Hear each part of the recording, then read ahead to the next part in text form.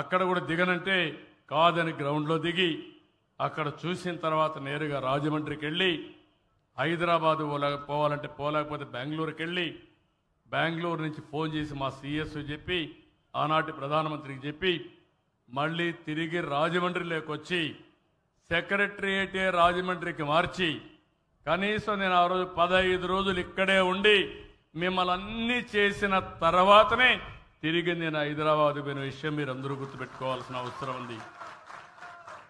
ఎక్కడ సమస్య ఉంటే అక్కడ నేను ఉంటాను. అందుకని ఆ రోజు మళ్ళా ఎలక్షన్లు వస్తే అన్ని సీట్లు గెలిపించారు ఈస్ట్ గోదావరి జిల్లాలో. అప్పుడు 21 ఉన్నాయి, 21కి 21 గెలిపించారు. ఆ విధంగా ఆ రోజు మీరు గెలిపించిన విషయం కూడా నేను మర్చిపోలేను. ఇక్కడికి వచ్చినప్పుడు ఇంకొక విషయం కూడా చెప్పాలి. బాలయోగిని ఆలోచించినప్పుడు ఈ పార్టీ ఒక్క విషయం మీరు గుర్తుపెట్టుకోండి, ఎప్పుడు కూడా అందరి పార్టీ, అన్ని వర్గాల పార్టీ, అన్ని కులాల పార్టీ, ఎక్కడ పేదరికం ఉంటే అక్కడుండే పార్టీ. అంబేద్కర్ గారు దళితులందరికీ రిజర్వేషన్లు ఇచ్చారు, రాజ్యాంగాన్ని రాశారు.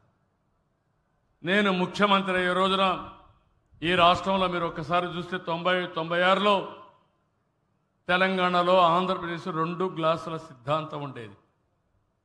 టీ కొట్టుకుపోతే దళితుల గ్లాసు దళితులే పెట్టుకోవాలి, వాళ్లే కడుక్కోవాలి, టీ పోసేవాళ్ళు. ఊర్లోకి వస్తే చెప్పులు వేసుకొని తిరగకూడదు. అదే మరి బావుల దగ్గరికి పోతే దళితులకు వేరే బావి, అగ్రవర్ణాలకు వేరే బావి. దేవాలయాలకు పోవాలంటే నిబంధనలు. అప్పుడే నేను ఆలోచించా ఇది మనుషులకు మంచిది కాదని.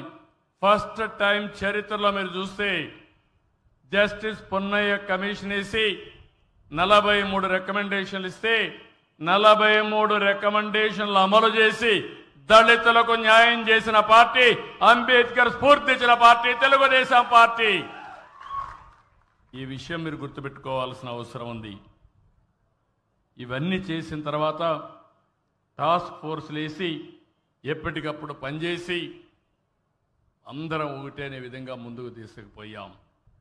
ఈరోజు ఇంకొక విషయం కూడా ఇక్కడికి వచ్చినప్పుడు నేను అన్ని వర్గాలకు ఒకటే హామీ ఇస్తున్నా. ఒక వర్గం అని కాదు, ఒక కులం అని కాదు. నేను ఏ కులానికి ఏ వర్గానికి వ్యతిరేకం కాదు. అదే సమయంలో అందరికీ సామాజిక న్యాయం చేయడం నా బాధ్యత. నిన్న కూడా నేను మహానాడులో ఒకటే చెప్పాను, సోషల్ రీఇంజనీరింగ్, జనాభా దామాషా ప్రకారం ప్రతి ఒక్క కులానికి, ప్రతి ఒక్క మతానికి, ప్రతి ఒక్క ప్రాంతానికి న్యాయం చేయాలి. ఈ కార్యక్రమానికి శ్రీకారం చుట్టాను. అదే సమయంలో ఈరోజు ఎస్సీస్లో కూడా కేటగరైజేషన్ తీసుకొస్తున్నాం. అంటే ఎవ్వరికి నష్టం లేకుండా చేస్తూనే భవిష్యత్తులో జిల్లా వారీగా కూడా పెట్టి జనాభా దామాషా ప్రకారం పోతే ఎవరికి అన్యాయం జరగదు. ఆ కార్యక్రమానికి కూడా శ్రీకారం చుడతాం. ఇంకో పక్క మొన్న రాజమండ్రిలో ఒక సంఘటన జరిగింది. ఈరోజు ఈ ప్రభుత్వాన్ని అప్రతిష్ట పాలు చేయాలని కొంతమంది కుయుక్తులు పడుతున్నారు. లేనిపోని సమస్యలు, సహజంగా మరణించిందని కూడా ఒక పాస్టర్ సహజంగా మరణించి దాన్ని కావాలని ఎవరో చంపారని చెప్పి పెట్టారు. నేను ఒకటే అడిగాను, నేను ఒకటే చెప్తున్నా, ఎవడైనా సరే తప్పు చేస్తే తప్పు చేసిన వాళ్ళ పట్ల నేను చెండ శాసనుడిగా ఉంటాను తప్ప ఎక్కడా వదిలిపెట్టను. అదే సమయంలో రాజకీయం చేసి తప్పుడు ఆరోపణలు చేసి బురజల్లే కార్యక్రమం చేస్తే మాత్రం నేనంత ఈజీగా వదిలిపెట్టినా. ఒకటి ఉంది, నన్ను కూడా మోసం చేయగలిగారు. బాబాయిని చంపి గుండెపోటుగా చిత్రీకరించి తెల్లవారే కొందికి నారాసుర రక్త చరిత్ర చేసి ఆ తర్వాత ఎన్ని నాటకాలు చేశారో తమ్ముళ్ళు జ్ఞాపకం ఉందా అని మిమ్మల్ని అడుగుతున్నా. ఇప్పుడు అవే చేయాలనుకుంటున్నారు. వీళ్ళు చేసే ఘోరాలు, వీళ్ళు చేసే అరాచకాలు తిరిగి మన మీద పెట్టాలని. కడాన తిరుమల తిరుపతి దేవస్థానంలో కూడా వీళ్ళు పోయేసి అరాచకాలు చేస్తూ అక్కడేదో ఫెయిల్ అయిందని చెప్పాలని ప్రయత్నం చేస్తున్నారు.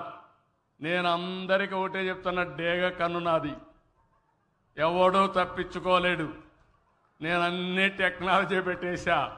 తోక తిప్పితే విప్పావో కట్ అయిపోతుంది, కట్ కూడా చేయక్కర్లా, కట్ అయిపోతుంది. మీ వెనకాన్నే సీసీటీవీ కెమెరాలు ఉన్నాయి. నువ్వు ఎక్కడ పోయినా దాగలేకుండా ఉండేడుగా డ్రోన్స్ ఉన్నాయి. నిన్ను కనిపెడుతూ ఉన్నా. నేను ఉండను కానీ నేను పంపించినట్టు ఏదో ఒకటి నీ ఎంట్లాడుతూనే ఉంటుంది. తప్పు చేసిన వాడికి మాత్రం శిక్ష తప్పదని మరొక్కసారి హామీ ఇస్తున్నా. తమాషా అనుకోవద్దండి. ఇక్కడ నేను మిమ్మల్ని కోరేది, వాళ్ళు చెప్పిందంతా కూడా బ్లైండ్గా మీరు నమ్మద్దండి. నేను చాలా విషయాలు చూశాను. ఒకప్పుడు హైదరాబాద్ ఉండేది, మత విద్వేషాలు సృష్టించేవాళ్ళు. ఎంత దురదృష్టం అంటే పక్కన పోతూ పోతూ ఒక ముస్లిం ఒక హిందువుని పొడిచేవాడు.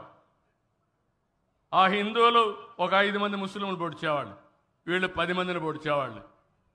ఎవరు క్రియేట్ చేశారు? స్వార్థపరులు క్రియేట్ చేశారు. ఆ రోజు మత సామరస్యాన్ని కాపాడి అలాంటి వాళ్ళని తుదముట్టించిన పార్టీ తెలుగుదేశం పార్టీ. రాయలసీమలో మీరు గుర్తుపెట్టుకోవాలి, ఎలక్షన్లు వస్తే బాంబులు అడిగేవాళ్ళు. అందరూ బూతుల ఎక్స్పెండిచర్ కోసం ఏదో ఖర్చుల కోసం అడిగితే రాయలసీమలో మాత్రం మాకు ఇన్ని బాంబులు కావాలి బూత్కని అడిగేవాళ్ళు. నేను అనేవాళ్ళు, ఇది ఎక్కడ అని. సార్ అది లేకపోతే పని కాదనేవాళ్ళు. అలాంటిది నేను ఒకటే ఆలోచించాను, రాయలసీమకు అన్యాయం జరుగుతూ ఉంది. ఈ బాంబుల వల్ల అభివృద్ధి ఆగిపోతా ఉంది, దోపిడీదారులు వస్తున్నారని నిర్మోహమాటంగా యాక్ట్ చేశాను. మా వాళ్ళని అరెస్ట్ చేశా. తర్వాత అవసరం తాట తీశా. రాయలసీమలో ఇప్పుడు ముఠాలే లేవు, ఫ్యాక్షన్లే లేవు, చంపుకోవడం లేవు, చంపేది లేవు. వీళ్ళని చూసి సినిమాలు కూడా తీసేది లేదు. ఇప్పుడు ఒకప్పుడు సినిమాలు కూడా తీసేవాళ్ళు. అలాంటివన్నీ పోయినాయి. ఇప్పుడు ఇక్కడ కూడా చెప్తున్నా, మిమ్మల్ని అప్పీల్ చేస్తున్నాం. కొంతమంది కావాలని ఒక విగ్రహం ఉంటుంది, అంబేద్కర్ విగ్రహం ఉంటుంది, ఎవరో చూడనప్పుడు ఏదో చేయడం, దాన్ని చూసి ఇంకొక పక్కన ఏ ఎన్టీఆర్ విగ్రహం, మహాత్మా గాంధీ విగ్రహం, లేకుంటే రంగా విగ్రహం అవి ఉంటే దానిపైన వీళ్ళు చేయడం, అంటే విగ్రహాల రాజకీయం చేస్తున్నారు. ఇది మంచిది కాదు. అన్ని దిక్కల్లా నేను సీసీటీవీ కెమెరాలు పెడుతున్నా, నేను వాచ్ చేస్తా. అవసరమైతే అలాంటి వాళ్ళని మాత్రం చాలా